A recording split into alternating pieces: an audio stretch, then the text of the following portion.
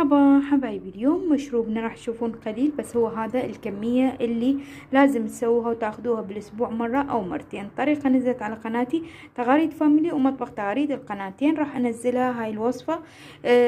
هاي الوصفة تفيد للي عندهم ربو، للي عندهم رشح، اللي عندهم التهاب بالمعدة، اللي عندهم امراض سرطانية بالمعدة، او عندهم جرثومة، او عندهم رشح، او عندهم تنفس ما كلش ثقيل عندهم. هذه الوصفة اليوم كلش رهيبة، بس بيها تفاصيل من هو اللي ياخذها ومن هو اللي ما ياخذها.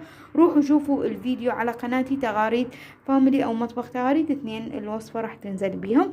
وصفة كلش رهيبة وبداخلها اشياء اني ضفت لها، وصحة وعافية للجميع.